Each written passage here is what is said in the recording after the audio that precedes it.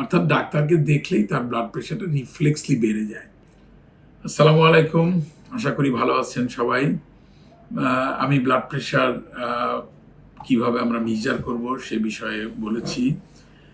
আসলে ব্লাড প্রেশারটা একটু মানুষ খুব ভ্যারি করে, কিন্তু time to time, situation to situation, দিনের সময়ের উপরে এটা ভ্যারি করে।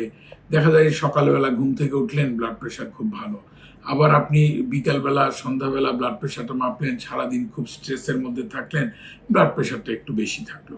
এটা হতে পারে, এই ভ্যারিয়েশনটা অত্যন্ত স্বাভাবিক, এই ভ্যারিয়েশনটা। তবে একটি বিষয় আমাদের মনে রাখতে হবে যে আমরা ডাক্তারের চেম্বারে গিয়ে যে ব্লাড প্রেশারটা মাপি, সবসময় এটা অ্যাকচুয়াল ব্লাড প্রেশারের রিপ্রেজেন্টেটিভ হয় না। এটিকে আমরা অনেক সময় খেয়াল করি এই বিষয়টা যে ডাক্তারের সামনে আসলে রুগীরা একটু স্ট্রেসড হয়ে যায়, একটু সিম্প্যাথেটিক ওভার অ্যাক্টিভিটি হয়, যার জন্য তার ব্লাড প্রেশারটা একটু এলিভেটেড থাকে যখন সে ডাক্তারের চেম্বারে আসে।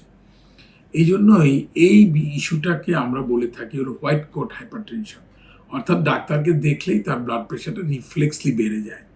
এই ইফেক্টটাকে নালিফাই করার জন্য, এই ইফেক্টটাকে দূরীভূত করার জন্য কতগুলো টেকনিক আছে। Home blood pressure measurement.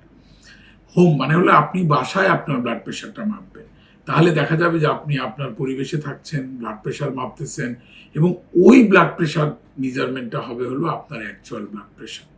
তার কারণ ওইখানে কোনো অন্য ইফেক্ট থাকবে না, ডাক্তারের কোনো ইফেক্ট থাকবে না। আপনি নিজের ব্লাড প্রেশারটা নিজে মাপতেছেন, অথবা নিজের ঘরের কেউ আপনাকে ব্লাড প্রেশারটা মেপে দিচ্ছে।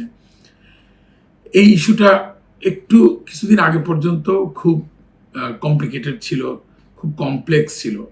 এখানে প্রচুর পরিমাণে দ্বিমত ছিল যে ব্লাড প্রেশার ঘরে মাপা উচিত কি উচিত না। কিন্তু ইদানিংকালে বৈজ্ঞানিকরা, সায়েন্টিস্টরা যারা ব্লাড প্রেশার নিয়ে গবেষণা করেন, তারা বলেন যে না, হোম ব্লাড প্রেশার মেজারমেন্ট অবশ্যই একটা টেকনিক, এটি করতেই হবে। কাউকে ব্লাড প্রেশার ডিক্লেয়ার করার আগে, চেম্বার ব্লাড প্রেশার দেখে ডিক্লেয়ার করার আগে অবশ্যই হোম ব্লাড প্রেশার মেজার করতে হবে। তবে হোম ব্লাড প্রেশার মেজারমেন্ট একটু কঠিন ইস্যু।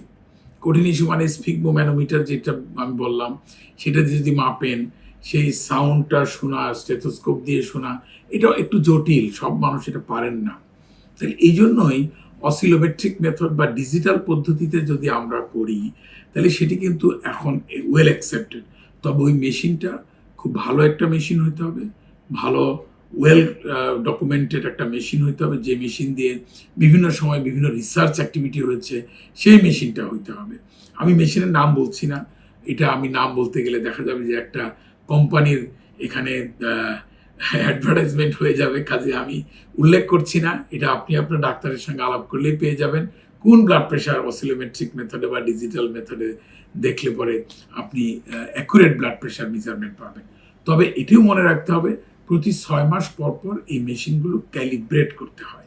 ক্যালিব্রেশন মানে হলো এই মেশিনটাকে আরেকটা স্ট্যান্ডার্ড মেশিনের সঙ্গে তুলনা করে নিতে হয়। যদি স্ট্যান্ডার্ড মেশিনের সঙ্গে তুলনা করে নেন, যদি ঠিক থাকে, তাহলে আবার আপনি 6 মাস ইউজ করবেন। তারপরে মনে করেন ঘরে পড়ে আছে বহুদিন, কাফটা একদম আঠার মতো গলে গেছে, রাবারটা, ওইটা দিয়ে ব্লাড প্রেশার মেজার করলে কিন্তু হবে না। এটা রেগুলার ইউজ করতে হবে, তারপর এটি সচল থাকবে। তারপরেও 6 মাস পর পর এটির ক্যালিব্রেশন লাগে। তো যাই হোক, আমি ব্লাড প্রেশার নিয়ে বলছি, ভবিষ্যতে আরও আপনাদের সঙ্গে থাকবো। ধন্যবাদ। আসসালামু আলাইকুম।